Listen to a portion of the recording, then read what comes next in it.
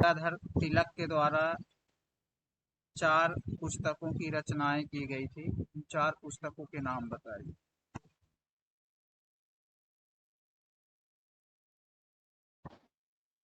Gita Rahasya, Gita Rahasya, the Arctic home of the Vedas, Arctic, the Aryan, the Aryan, Vedic Vedic chronology and ji Vedang and ज्योतिष। वेदांग ज्योतिष।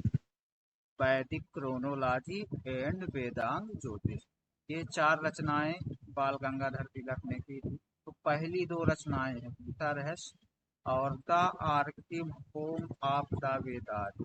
इन 2 पुस्तकों की रचना किस जेल में की थी बाल गंगाधर मंडले जेल 1908 से 1914 के बीच में, जब 6 वर्ष का कारावास किया गया। ये मांडले जेल किस देश में है? म्यांमार में है। म्यांमार। तिलक के धार्मिक विचार में आप लोग देखे थे, धार्मिक धर्म जो है राष्ट्रीय एकता का आधार है, और धर्म का कुछ सही अर्थ बताया था बाल गंगाधर तिलक। और आप जानते हैं तिलक बाल गंगाधर तिलक हैं, वो सनातन हिंदू धर्म के समर्थक। धर्म का सही अर्थ तिलक के अनुसार क्या है? ईश्वर तथा आत्मा के स्वरूप का ज्ञान और मनुष्य द्वारा मोक्ष की प्राप्ति का साधन। तिलक के अनुसार धर्म एक राष्ट्रीयता का तत्व भी है। और बढ़िया। क्या बाल गंगाधर तिलक मुस्लिमों के विरोधी थे? नहीं थे। मुस्लिम के विरोधी नहीं थे। नहीं। और इसके पीछे बहुत सारे तर्क हैं, कारण हैं। उन तर्क और कारण को बताइए जो इस बात को स्पष्ट करेंगे कि बाल गंगाधर तिलक मुस्लिमों के विरोध। कारण तर्क है 1857 की क्रांति का।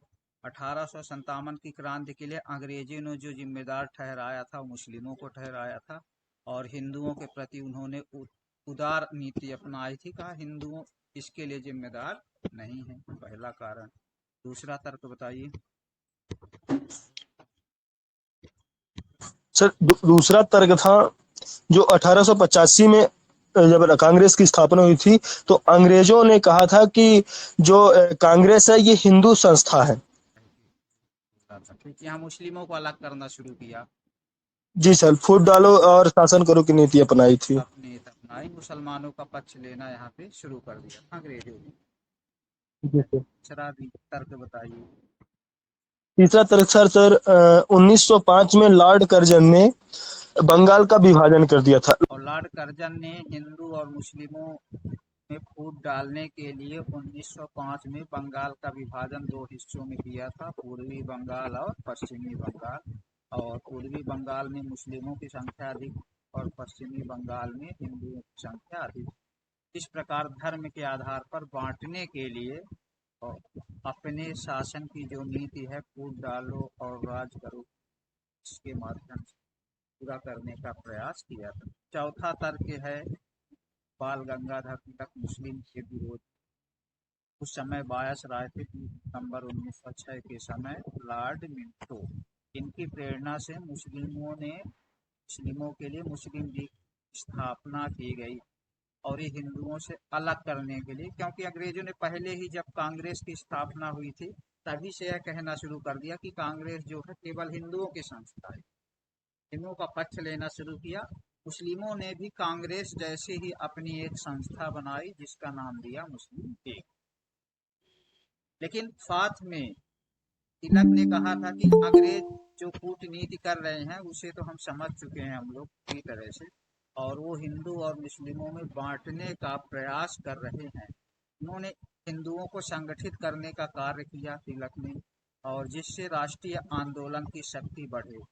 परंतु तिलक ने कभी भी मुसलमानों का विरोध नहीं किया था, लेकिन वे चाहते थे कि जो मुस्लिम भाई है वो अंग्रेजों की चापलूसी ना करे। दादा भाई नौरोजी की जो प्रसिद्ध पुस्तक थी, जिसमें उन्होंने भारत की गरीबी और भुखमरी के लिए अंग्रेजों को उत्तरदायी ठहराया था, और इसी पुस्तक में दादा भाई नौरोजी ने बताया था कि भारत का धन इंग्लैंड की ओर खिंचता चला जा रहा है। तो प्रसिद्ध पुस्तक कौन सी है? Poverty and un British rule in India. Poverty and un British rule in India. इस पुस्तक में बताया था दादा भाई नौरोजी भारत की गरीबी के लिए जो जिम्मेदार है वो अंग्रेज है और किसी न किसी तरीके से भारत का धन इंग्लैंड की ओर खिंचता जा रहा है, क्योंकि बहुत कम कीमत पे यहाँ पे कच्चा माल ले जाते थे और कई गुना फिर वही सामान निर्मित करके ब्रिटेन से भारत आता था सामान, और फिर कई गुना उससे वसूला जाता था भारत। तिलक ने, आप जानते हैं, बहिष्कार और स्वदेशी जैसे कार्यक्रम को अपनाया था और मुस्लिम एकता के पक्षधर थे। इस बात को यदि स्पष्ट करना है तो प्रमाण है कि जब 1916 में कौन सा समझौता हुआ था कांग्रेस और मुस्लिम लीग के बीच में? लखनऊ समझौता। लखनऊ समझौता हुआ था और जी। इस समझौते को कराने में जो मुख्य भूमिका थी वो बाल गंगाधर तिलक की थी। और इसी लखनऊ समझौते में कांग्रेस और मुस्लिम लीग के बीच में समझौता कराया गया था। कांग्रेस और मुस्लिम लीग दोनों मिल करके जब तक अंग्रेजों से स्वशासन की मांग नहीं करेंगे, स्वराज्य की मांग नहीं करेंगे, तब तक भारत को स्वराज्य नहीं मिलेगा। कोई 1914 से 18 तक चल रहा था प्रथम विश्व युद्ध में अंग्रेज उलझे हुए थे। तो यहीं पे बाल गंगाधर तिलक ने कहा था कि एक ऐसा अवसर है जब भारत को स्वशासन देंगे, स्वराज्य देंगे, तब जाके भारतीय अंग्रेजों का साथ देंगे। ये मांग रखी गई थी। लखनऊ समझौते के बाद एक और तर्क है कि जो मोहम्मद अली, शौकत अली, जिन्हें अली बंधु के नाम से जाना जाता था, इनके गुरु थे बाल गंगाधर तिलक। इन सभी तर्कों से यह स्पष्ट होता है कि बाल गंगाधर तिलक मुस्लिमों के विरोधी नहीं, वो चाहते थे कि मुस्लिम भाई भी सबका साथ दें और दोनों मिल करके भारत को आजाद करवाएं। फिर तिलक के शिक्षा संबंधी विचार आपने देखा था और तिलक अपने मित्र आगरकर के साथ मिलकर महाराष्ट्र में शिक्षा आंदोलन के प्रणेता भी माने जाते। पूना में इन्होंने कई स्कूल और कॉलेज खोले थे, उनके नाम बताइए। शिक्षण संस्थाओं के स्कूल है, दूसरा कॉलेज का नाम बताइए, कौन सा college? Deccan education society, Fergusson college, Fergusson college और दक्कन एजुकेशनल सोसाइटी, ये शिक्षा के प्रसार के लिए बनाया गया था।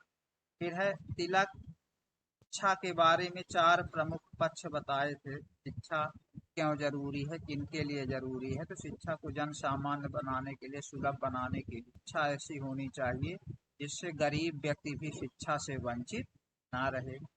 दूसरा उन्होंने बताया था कि शिक्षा भारतीयों द्वारा और भारतीय उद्देश्यों को ध्यान में रखते हुए दी जानी चाहिए। तीसरा उन्होंने बताया था कि शिक्षा ऐसी हो जो व्यक्ति के व्यक्तित्व का विकास का निर्माण करे, उसके अच्छे चरित्र का निर्माण करे। और चौथा था कि शिक्षा के माध्यम से युवकों को इस प्रकार प्रशिक्षित किया जाए कि वह जनता को राष्ट्रीय जागृति और आंदोलन के लिए प्रेरित और संगठित कर सके। इस प्रकार शिक्षा के 4 पक्ष बताए थे बाल गंगाधर तिलक ने। एक राष्ट्रीय शिक्षा का पाठ्यक्रम बताया था जिसको सिलेबस बोलते हैं आप लोग। तो उन्होंने राष्ट्रीय शिक्षा के पाठ्यक्रम में क्या क्या चीजें शामिल की? क्या था? औद्योगिक एवं प्राथमिक शिक्षा को पाठ्यक्रम का हिस्सा बनाया था। प्राथमिक शिक्षा आप जानते होंगे, 1 से लेकर 8वीं तक की जो शिक्षा होती है। दूसरा शिक्षा धार्मिक शिक्षा पर बल दिया था। धार्मिक शिक्षा इसलिए क्योंकि ये अनुशासन और लोगों का अपने सभ्यता, अपने देश के प्रति सम्मान का भाव जागेगा। इसलिए शिक्षा का माध्यम का किस भाषा में शिक्षा दी जानी चाहिए बच्चों? मातृभाषा में बोला था कि जो मातृभाषा है उसमें शिक्षा दी जाए। साथ में आपका भी कहना बिल्कुल सही है, हिंदी भाषा का भी समर्थन जाए। उनके अनुसार आज जो व्यक्ति अच्छी अंग्रेजी बोल सकता है वही शिक्षित माना जाएगा, किंतु किसी भाषा का आज जो व्यक्ति अच्छी अंग्रेजी बोल सकता है वह शिक्षित माना जाता है। ये बोल रहे हैं, लोग मानते हैं ऐसा, किंतु किसी भाषा का ज्ञान होना ही सच्ची शिक्षा नहीं है। उन्होंने कहा कि जी सर। माध्यम कोई भी हो सकता है, हिंदी हो, इंग्लिश हो। आप वही बात हिंदी में बता रहे, वही बात इंग्लिश में, वही बात उर्दू में, वही बात फारसी में। तो ये अलग से कोई ज्ञान नहीं है, कोई सच्ची शिक्षा नहीं है कि कोई हिंदी में बता दिया, इंग्लिश में बता दिया, बात तो वही है। फिर आगे कुछ गुण भी बताए थे। मातृभाषा में यदि शिक्षा ले रहा बच्चा तो क्या फायदे सीखने में। यदि आप विदेशी भाषा, किसी विदेशी भाषा को सीखने में, है ना, आप जोड़ देते हैं, तब आपको समय लगेगा 20 20 से से 25 25 वर्ष। यदि आप और 8 है मातृभाषा में शिक्षा लेते उसमें। हैं तो लगभग 8 वर्ष में आप वही शिक्षा हासिल कर लें। फिर आगे इन्होंने बताया था अपने शिक्षा में एक राष्ट्रभाषा और लेख लिपि का समर्थन किया था। उन्होंने कहा था कि देश की एकता के लिए हिंदी को राष्ट्रभाषा बनाया जाए और हिंदी भाषा की जो लिपि है देवनागरी लिपि को अपनाने का सुझाव दिया था, क्योंकि तिलक जानते थे कि हिंदी को ही भारत के लोग अच्छे से जानते समझते हैं और लोगों को जागरूक करने का सर्वोत्तम साधन ही भाषा होगी। राजनीतिक शिक्षा का भी समर्थन किया था, सिलेबस में अपने शामिल किया था बाल गंगाधर तिलक। क्यों, क्या ऐसे गुण राजनीति, सर हम बताएं। बताओ बेटा। युवाओं को देश की परिस्थितियां या इसे परिचित कराना, स्वाधीनता प्राप्ति का संकल्प जगाना, युवाओं को जागरूक करना। तिलक के अनुसार जनता में बड़ी शक्ति होती है, निरंकुश शासक भी जनमत से डरते हैं। उन्होंने 1891 में केसरी में लिखा, शासक अत्याचारी हो जाते हैं क्योंकि जनता अपनी शक्ति नहीं जानती। अगर जनता एक हो जाए तो शासन उसके सामने शक्तिहीन हो जाएगा। उन्होंने कहा था कि देश की परिस्थितियों से परिचित कराना, स्वाधीनता की प्राप्ति का संकल्प जगाना, युवाओं को जागरूक करने के लिए राजनीतिक शिक्षा का समर्थन किया। साथ में तिलक ने कहा भी था कि जनता में बहुत बड़ी शक्ति होती है और निरंकुश शासक भी जनमत के सामने डरते हैं। अपने लेख में इन्होंने लिखा भी था केसरी में 1891 में कि उस समय शासक अत्याचारी हो जाते हैं जब जानते हैं जनमत या जनता अनपढ़ है, अपने अधिकारों का उपयोग नहीं जानती है तब। लेकिन अगर जनता एक हो जाए और अपने अधिकारों के प्रति जागरूक हो जाएंगे तो बड़े से बड़े अत्याचारी शासन को जनता के सामने झुकना पड़ेगा। इसीलिए राजनीतिक शिक्षा को अपनी